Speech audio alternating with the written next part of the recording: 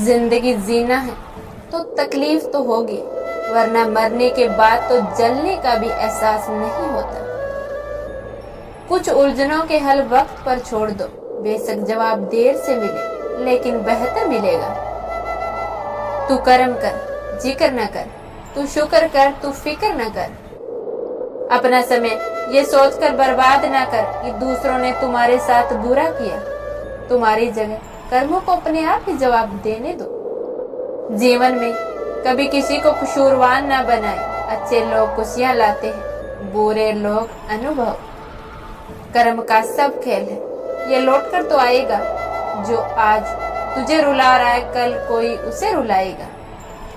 मन बड़ा चमत्कारी शब्द है, मन के आगे न लगाने पर नमन हो जाता है, मन के पीछे न लगाने पर मनन हो जाता है। जीवन में नमन और मनन करते रहिए, समस्याओं का अपने आप ही समन हो जाएगा। धन से नहीं, मन से अमीर बनो, क्योंकि मंदिर में स्वर्ण कलश भले ही लगे हो, लेकिन नतमस्तक तो पत्थर की सीढ़ियों पर ही होना पड़ता है। मन और मकान को वक्त वक्त पर साफ करना बहुत जरूरी है, क्योंकि मकान में बेमतलब का सामान और मन में बेमतलब की गलत फहमियां भर जाती हैं। याद रखना, मन भर के जियो, मन में भर के मत जियो। जब किसी के गुण दिखाई दे तो मन को कैमरा बना लो, और जब किसी के अवगुण दिखाई दे तो मन को आईना बना लो।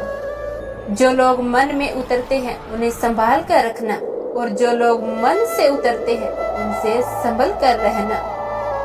आधी अधूरी बातें मन पर बोझ होती हैं, इसीलिए किसी से कह दिया करो, किसी की सुन लिया करो। एक बहुत ही सुंदर कहानी, ध्यान से सुनना।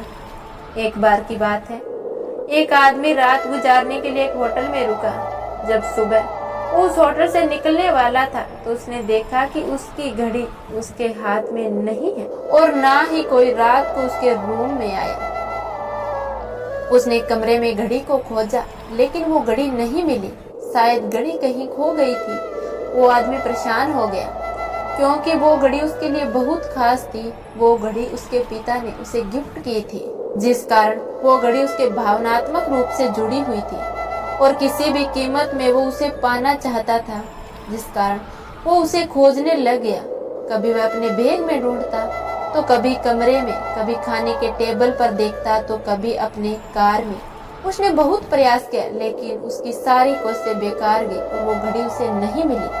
फिर उसने सोचा, क्यों ना होटल के कर्मचारी से मदद ली जाए। तो उसने होटल के मैनेजर को सारी बात बताई, और साथ ही कहा कि जो भी कर्मचारी मेरी घड़ी ढूंढ के देगा उसे मैं 1000 रुपए इनाम दूंगा। फिर क्या था, मैनेजर ने अपने कर्मचारियों को ये बात बताई, तो वो सभी उसे ढूंढने लगे। हर जगह अच्छी तरह देखने लगे, कभी अंदर, कभी कमरे के बाहर, तो कभी बालकनी में, तो कभी कार में, कभी बैग में, पर घंटों बाद भी घड़ी नहीं मिली। लगभग सभी कर्मचारियों के साथ वो आदमी भी हार मान चुका था कि अब घड़ी नहीं मिलेगी।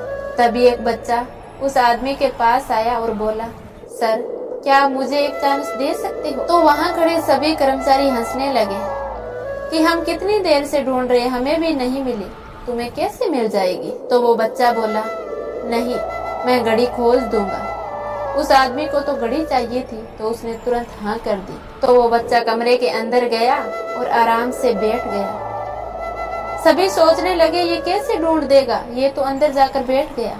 तभी उस आदमी ने कहा, नहीं, इसे कुछ देर का टाइम देते हैं। जब वो बच्चा कमरे से बाहर निकला तो उसके हाथ में घड़ी थी। तो वो आदमी बहुत ही खुश हुआ, और उसने बड़े ही आश्चर्य से पूछा, कहाँ मिली तुम्हें ये घड़ी? जहाँ हम सभी को यह नहीं मिल सकी, तो तुमने कैसे ढूंढ लिया?